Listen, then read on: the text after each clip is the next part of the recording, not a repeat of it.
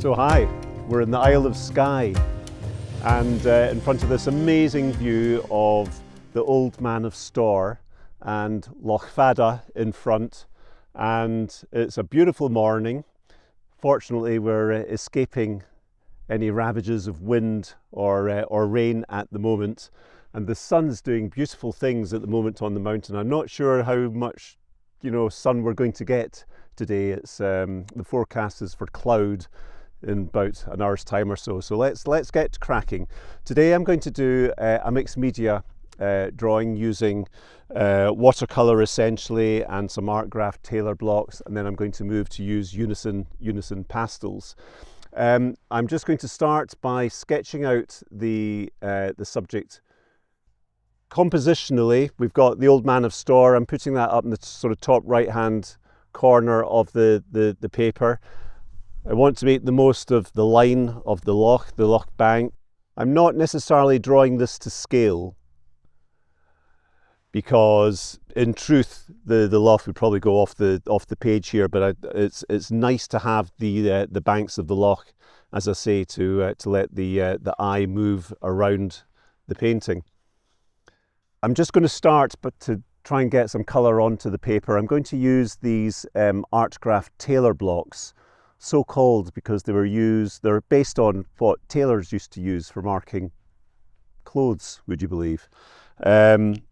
Full of intense pigments. They're water-soluble graphite essentially, and they're just really helpful for getting some colour down onto a piece of paper. I've got a nice light brown here mixed with an almost intense black.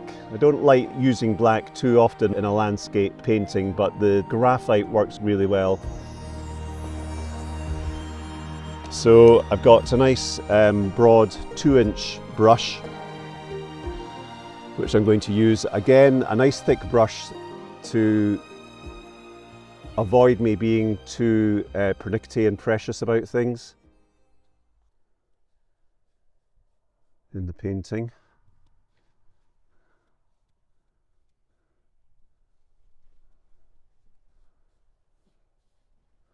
But you'll see how quick it is to cover the paper. Of course, in this scene, we're quite nicely secluded down here where I'm standing, but up top the mountains it is blowing pretty hard, so the clouds are moving quite fast across the sky, which in turn is casting different kinds of light on the landscape. So at some point you have to make a decision on what we're going to paint and what we're not going to paint. Once the water is wet, we can go back into the painting with the block and get even more intense effects. I think that's really nice, the way the mountain is at the moment against that sky.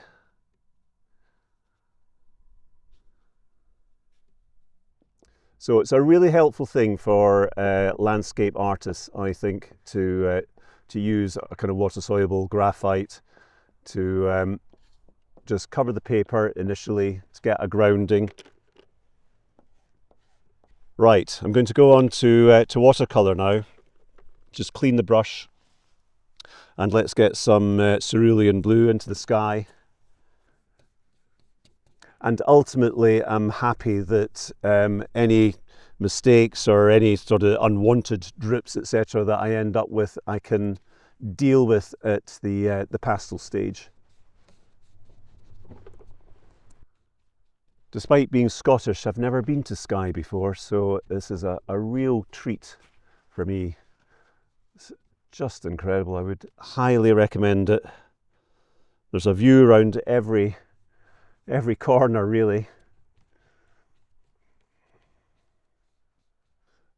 So I'm almost there with the underpainting. Just the final touches. I'm just going to put a little bit more of the indigo and darker blue into the rear of the Loch, just mixing the two together and then applying that letting the mixture happen.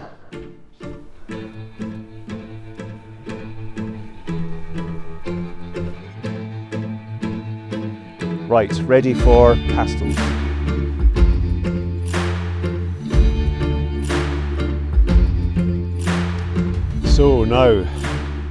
So now we come to the pastel stage. Back into our comfort zone. Let's start with the Skye, and the idea is to really find pastels and colours that have a synergy with what we've already done with the underpainting. I'm going to start with a nice light pastel, a light blue, to try and capture the bright blue in the sky at the moment. It's still the morning, it's about, what, 9:30 or so. And also a cream. Let's not go overboard with it. We'll come back into that with the blue. So blending by working one colour into the other. Quite a foreboding cloud, that, actually. I'm not sure if that means we're due for some rain later on. And then working this off-white back into the dark colour, helping to define the tops of the mountain by almost working negatively against the shapes. So I'm building a depth to the painting by working these colours one over the other, conscious of at the same time leaving some of the underpainting. Oh, there's a wonderful piece of light shining on the mountains at the moment. Let's try and capture that. These are the moments that make working outside just absolutely wonderful.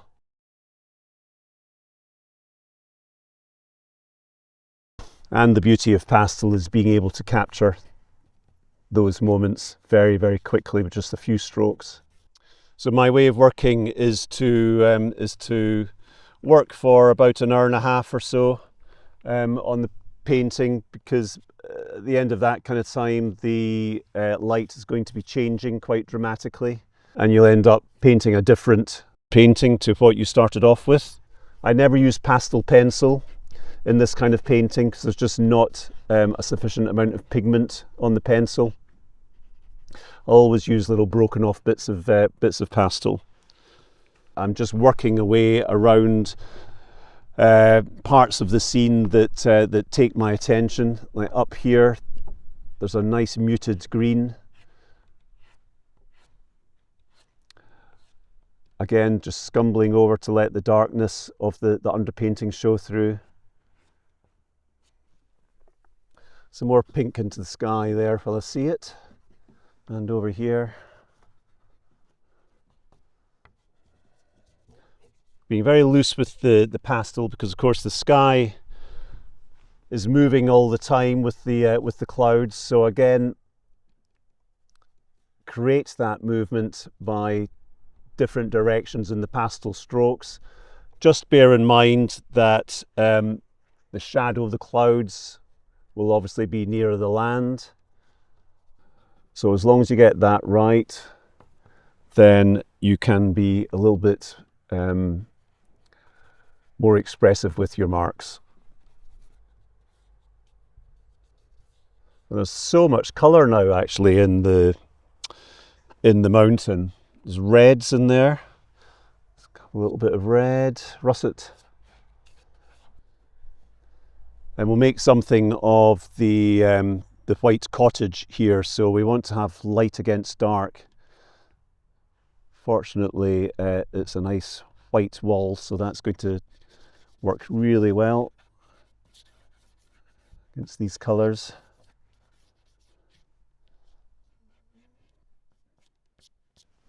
So you notice that I'm not blending with fingers. My blending is done by mixing one colour over another and working back into it continuously. So I end up with quite a few layers of pastel, which again makes it surprising that this paper can take so many layers. Usually I'd be working on a sanded paper. I create tooth by fixing every now and again. Two reasons for using this. One, as a painting medium, so this is going to darken my darks, and push them further back into the painting. The reason why people don't like using fixative often is because it does darken the painting. So I would never use it at the end of the painting as a final fix. But during the painting process, it's very helpful, and it will also create some more tooth so that the pastel pigment is going to sit on top of the areas that have been fixed. So if we just have a quick look here, I'm going to spray this over the dark cloud area and also the mountain just to intensify the darks. So we'll see that's got darker, and the mountain.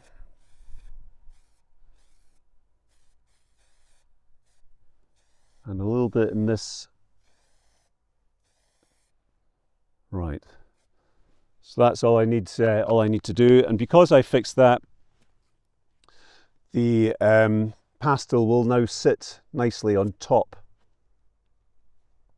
of the area that's just been fixed.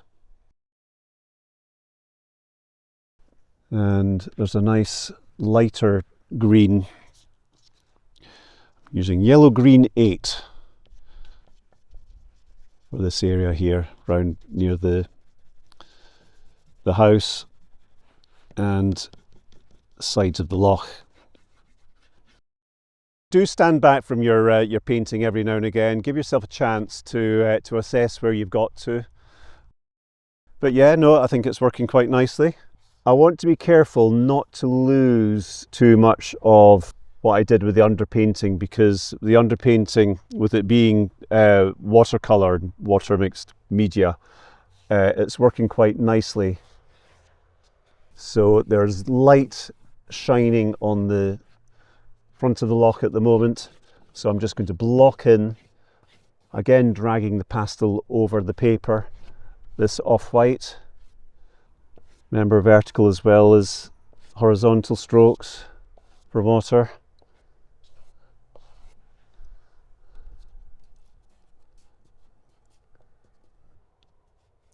And we have some helpful reeds in the water, so we can get them in as well. It's very easy to overwork water, I find. I do it all the time, sadly. So get a nice effect and then leave it. Let's get some of those reeds in the water. I'm just going to drag this pastel in an upwards direction to give the impression of the reeds.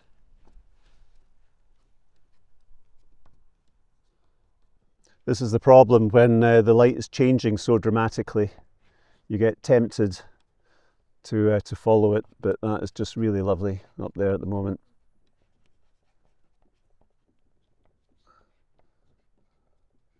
Put that in. And of course, this is what just doesn't happen if you're working from a photograph. So I really do recommend getting out in front of the subject and having all this fun. So we're almost there with this this one. Just got the these areas of foreshore to deal with. Let's get a little bit of dark into the hillside against the white of the house, just to make it just sing a little bit more in the painting without making it too in our face. Nice reddish brown defines the edge of the loch, the banks. Then back to where the house is.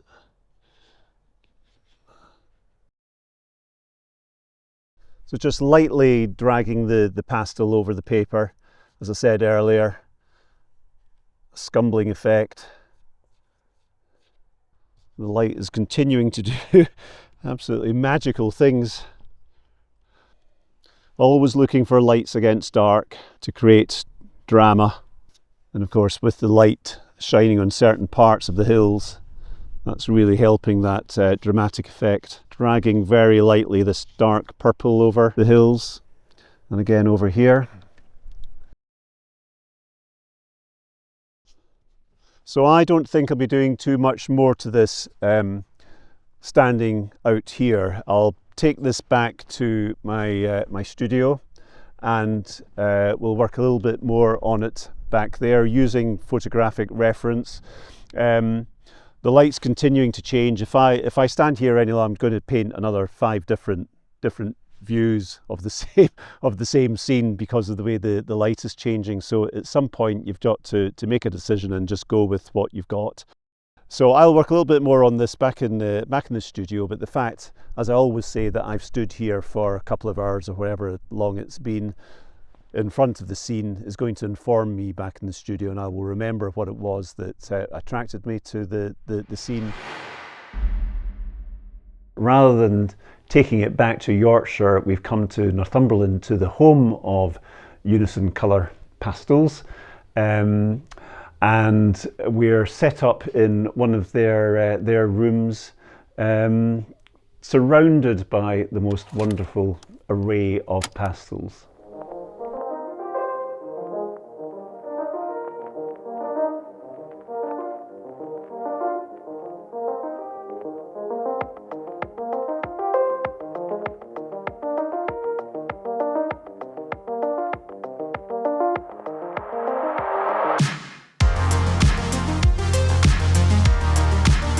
This is one of those paintings done on site. It was great fun. It was such a wonderful view, and we had such great light that morning on Skye. But the actual end result, or at least the end of the day result, I just feel lacks some impact. So let's see if we can do something about that, just liven it up and turn it into a successful painting. I have my photo reference from the day. Again, it's not a great quality photograph, but I'm happy with that. Again, I don't want anything too detailed that's going to lead me to follow it too closely. It's just a reference to help remind me what it was about the scene that I really enjoyed. And what it was really was the morning light, the pinks and the yellows that were in the sky, and what was happening to the water. I feel at the moment we have a bit too much water, certainly on this kind of bland coloration that we have at the moment. So I'm going to try and enliven it by bringing some more darks into the rear part of the Loch, and then perhaps bring a reflection of a cloud into the bottom right hand side, some nice pinks and yellows to reflect what's going on up in the sky.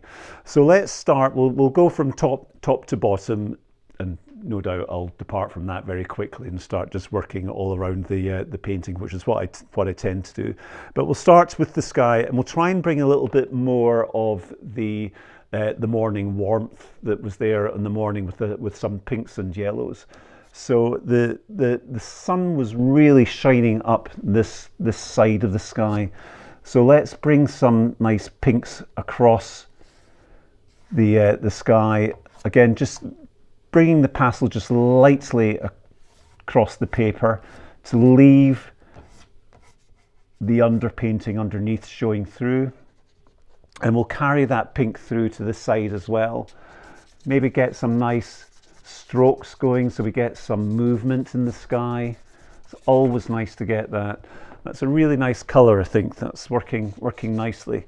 We'll mix that with a light yellow. Do much the same thing, and just the two together will give that sense of morning light. And something a little bit brighter nearer the top of the mountain. Might even go towards just almost off-white.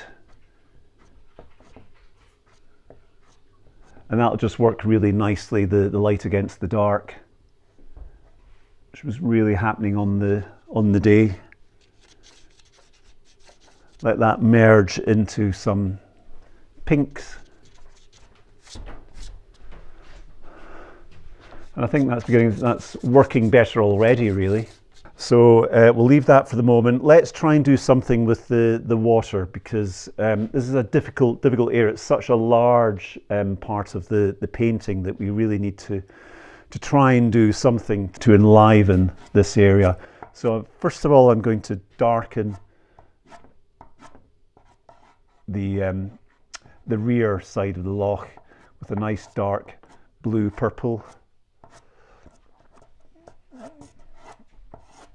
And again, just dragging it on its side across the paper, not filling the paper with pastel, so letting the underpainting show through, getting a little bit lighter in the middle and then darker again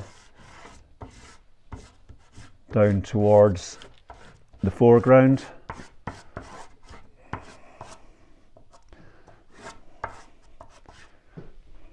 And that's already sort of lifted the painting just to give it that impact, that bit of oomph.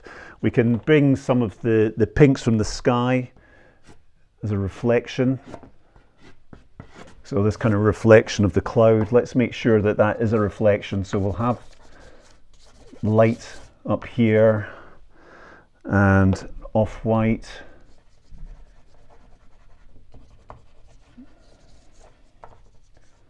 And we'll bring that down then into the water.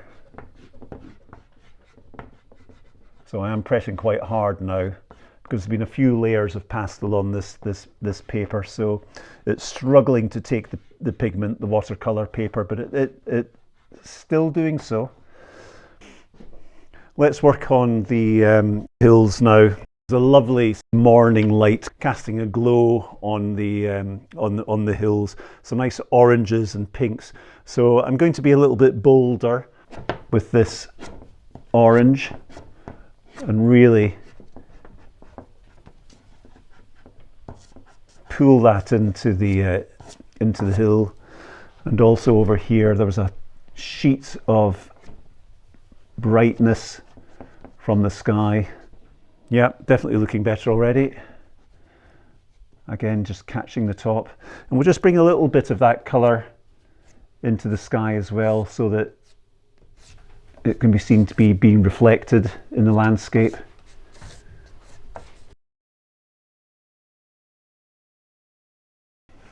And it's working well on this underpainting. The coloration that we had when we were in Skye, it's working really well as a foil for me to drag this pastel lightly over. And I'm just pushing things back into the background, but also lifting the scene at the same time with these brighter colours. Just finding the areas that are in shadow and letting the light work against the dark. So using pastel on its side to really cover the paper and also be really nice and quick and broad with the strokes. So always working to and fro to create that nice sense of depth.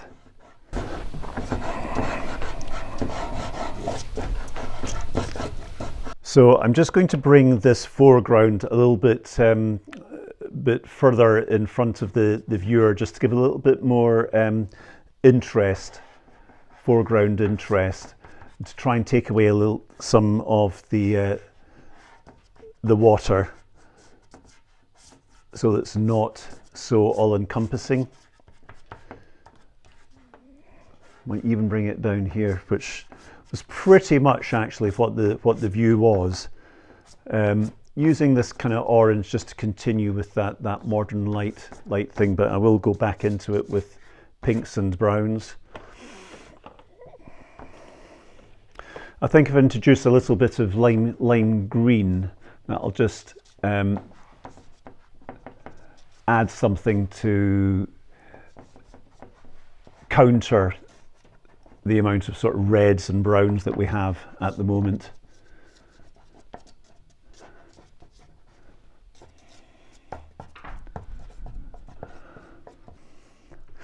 I'm in two minds about the reeds that we had in the Loch. I I was quite keen on sort of bringing them into the painting because it added some interest for the foreground, but they didn't really quite work on the day. I'm just going to try have another go at that at the moment, because it is in the reference photograph. You'll see this is all reeds. So we'll try and do something along those lines, and if it doesn't work, then we'll just take it out. But using this darker pastel, I think will be quite nice. Just dragging it lightly in a vertical strokes and letting it come through into the lighter areas. So we're working again, lights against dark, and maybe bring some light in between. Make it a little bit more grass-like, so I'm just going to do some vertical strokes. So that's just beginning to make it look a little bit more grass-like. Well, I've got this pink. Let's make a little bit more of that. In the hills, kind of random marks where the light is just catching features in the landscape. Again, this is kind of popping technique. All these little ridges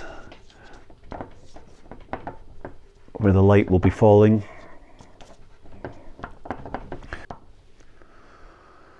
And the last thing I'm going to do is just work a little bit more light against dark around the white cottage, that helpful white cottage. As I say, Skye seems to be made for artists and photographers. Well, this beautiful countryside, and then we have a random white cottage just into the side of a hill, just to give a nice point of focus or bit of interest. And here we have it down here. So let's find our off-white, really pressing the pastel into the paper, just to make sure that shows. We don't have to be too detailed about it, just get that sense that it is a building of some sort. I'm just going to define that a little bit better just by some negative painting going around the roof, that orange. Almost there. I don't want to overwork this, but it's certainly more interesting than where we left off in Skye. And bring the water actually into the land. Again, that makes things quite interesting. Just dragging the pastel just over the various colours, that just merges everything together. Makes it all work together really nicely.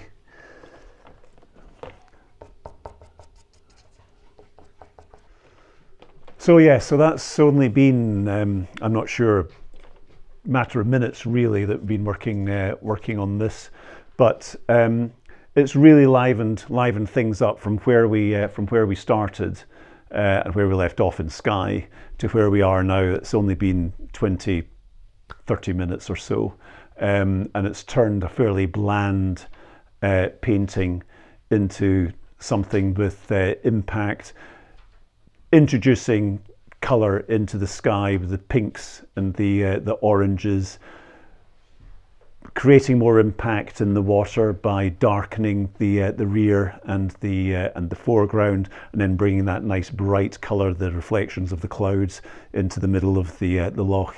Yeah, I think that works really nicely. So thank you very much for watching this one, and we'll see you on the next one. Thank you.